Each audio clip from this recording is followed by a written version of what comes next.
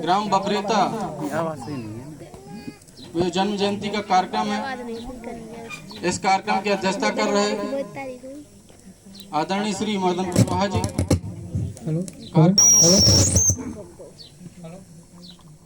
आदरणीय श्री रामकिशोर दादी, गुड़ा से चल करके आए श्री ओम प्रकाश विश्वकर्मा जी, श्री चतुर्भुज जी गुड़ा से चल करके आए, बफरेता से उपस्थित श्री जीतन पाल जी, श्री राम गोपाल जी गुड़ा से चल करके आए, मूर्तिकार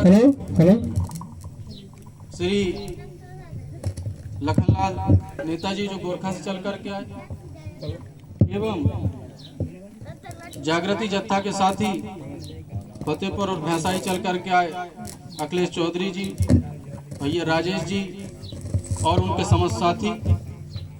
यहाँ अभी मेरी बहन बोल रही थी, गोड़ा से चल करके आई, गोरखा से, सॉरी। इधर बहुत बुजुर्ग साथी,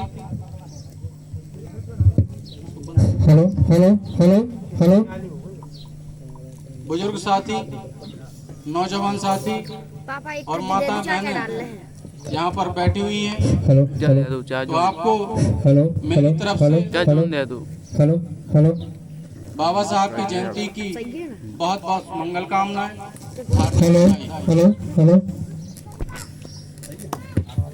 और आप सबकी तरफ से और मेरी तरफ से परम पूज्य बोधिसत्व बाबा साहब को बहुत बहुत श्रद्धांजलि। आपने बहुत कम समय में बाबा साहब की जयंती का ये कार्यक्रम बफरेता ग्राम में पहली बार आयोजित किया गया, उसके लिए आप सब लोग बधाई के पात्र हैं, जिसमें खासकर की श्री मर्दन कुशवाहा जी जिन्होंने इस कार्यक्रम को करने की प्रेरणा दी, उनका बहुत बहुत आभार और वो बधाई के पात्र हैं। और बहुत ही अल्प समय में, बहुत ही सीमित संसाधनों में ये इतना अच्छा कार्यक्रम सजाया, उसके लिए आप सब गांववासी भी बहुत बहुत बधाई के पात्र हैं। आपका हृदय की गहराइयों से वंदन और अभिनंदन। साथियों, भाई साहब थोड़ी गल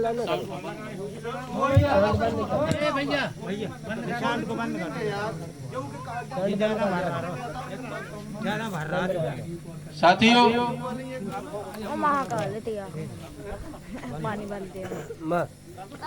आप सब कोई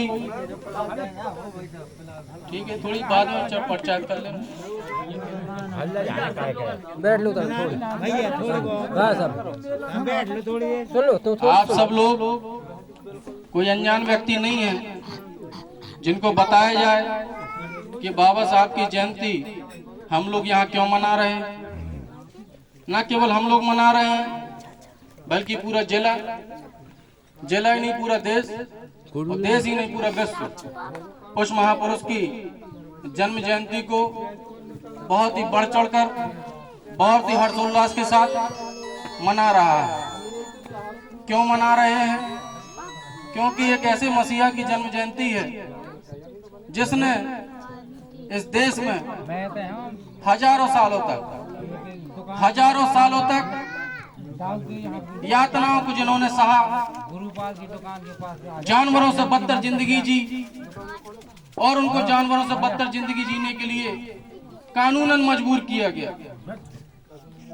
उनका शोषण हुआ, उनके ऊपर अत्याचार हुआ, उनके सारे हक और अधिकार छीन लिए गए, उनको कोई भी अधिकार नहीं था।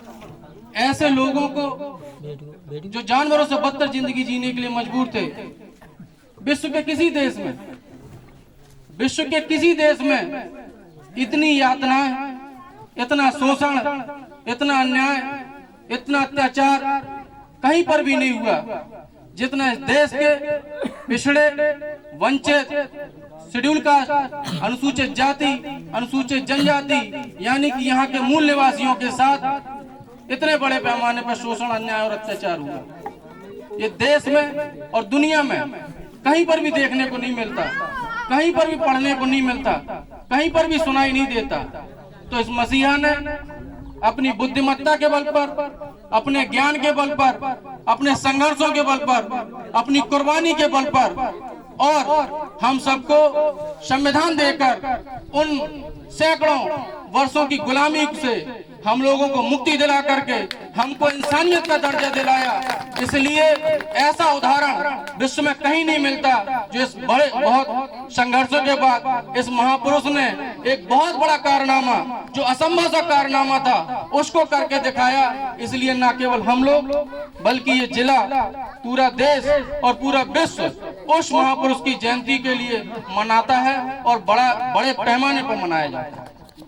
और मनाना भी चाहिए, मनाना भी चाहिए, क्योंकि आप जानते हैं और हम भी जानते हैं, नौजवान साथी शायद न जानते कि शायद आप अचानक सुबह उठें और कह दिया जाए कि फरमान आया है तथा कथित ऊंची जाति वालों के लोगों का, और कह दिया जाए कि इसी वक्त, इसी समय, इसी हालत में, जो भी आपकी परिस्थिति है, इसी हालत में उनके हर बैल लेकर के जाना है, उनकी खेती चाकरी करने जाना है, तो आपको अजीब लगेगा।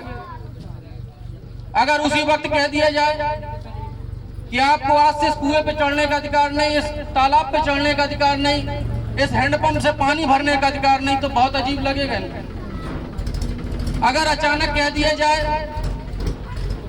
कि जिन मंदिरों पे आप बड़े शान और शौकत के साथ जाते हैं, लड्डू भोग चढ़ाते हैं, वहां पर आज से आप लोग नहीं चढ़ पाएंगे और आपको चढ़ने का कोई अधिकार नहीं, तो शायद बहुत अजीब लगे।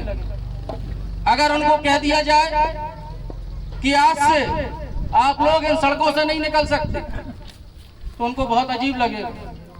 और अगर कह दिया जाए कि आज से तुम लोग स्कूलों पे नहीं जा पाओगे, तुम लोग पढ़ लिख नहीं सकते, तुम लोगों को आज से पढ़ने लिखने का कोई अधिकार नहीं, तो शायद बहुत अजीब लगेगा। और कह दिया जाए कि आज से चमारों का काम, जो मरे हुए जानवर उनको अपने सर पे लाद करके, उनको अपने कांधों पे लाद करके गांव से दूर ले जाकर के उनका चमड़ा छीलना है, तो मेरे नौजवानों को बहुत अजीब लगेगा, बहुत बुरा लगेगा। अगर कह दिया जाए भंगी समाज के लोगों को कि आज से तुम्हें अपने सर पे तथा कथित ऊंची जाति वाले लोगों का मैला जो पाखाना करते हैं वो अपने सर पे ढोना पड़ेगा, तो उनको भी बड़ा अजीब लगेगा, बहुत बुरा लगेगा। अगर उनको कह दिया जाए कि तुम्हें केवल हमारे जानवरों की सेवा करनी पड़ेगी, तुम अपना कुछ नहीं कर सकते, अगर उनको कह दिया जाए कि तुम धन संपत्ति नहीं अर्जित कर सकते, तुम्हारे बेटे बेटी अब पढ़ नहीं पाएंगे, तुम्हारे बेटे बेटी अब अच्छे कपड़े नहीं पहन पाएंगे, यहाँ तक कि माताओं बहनों को कह दिया जाए कि तुम अपना तन भी नहीं ढक पाओगी, और अगर ये कह दिया जाए कि आज से जो बेटी और बहू की विदा होगी वो पहले आपके घर में न जा करके पहले तथाकथित ऊंची जाति वाले के घर पे जाएगी, और जब तक उनका मन होगा तब तक वो उनके साथ रंगरलियां मचाएंगे, और जब फिर उनका मन होगा तब वो आपके घर पे छोड़ जाएंगे, तो आपको बहुत अजीब लग सकता है। लेकिन साथियों, ये आपको अजीब लगेंगी, ये बात आज अजीब लगेंगी, 2026 में अजीब लगेंगी, लेकिन जिस समय बाबा साहब थे और उसके पहले उनके और महापुरुष संघर्ष कर रहे थे, तब ये सब बातें बिल्कुल सामान्य होती थी, ये बिल्कुल बातें सामान्य थी।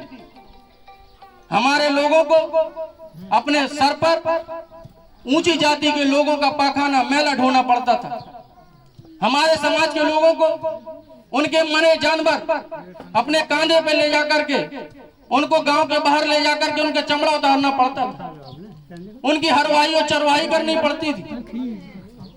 माताओं बहनों को कपड़े पहनने का अधिकार नहीं था, हमारे बच्चों को पढ़ने लिखने का अधिकार नहीं था, हमारे बच्चों को अच्छे कपड़े पहनने का अधिकार नहीं था, हमारे पुरखे इन रास्तों से नहीं निकल सकते थे, हमारे पुरखे उनके दरवाजों से चप्पल और जूता पहन करके नहीं निकल सकते थे, हमारे पुरखे अपने बनाए हुए चबूतरे पर नहीं बैठ सकते थे, हमारे पुरखे अपने बुने हुए कपड़े नहीं पहन सकते थे। ये सब दिन हमारे पुरखों को देखना पड़े हैं, उन्होंने ये सब झेला है।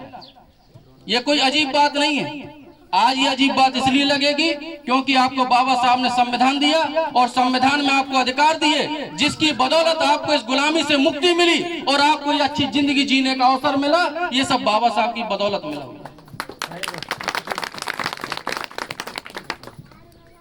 साथियों, हमारी एक बहन नागेली हुआ करती थी। मैं माताओं बहनों को खासकर बता देना चाहता हूँ, एजवा जाति की थी केरल में, जिसको अनुसूचित जाति कहा जाता है।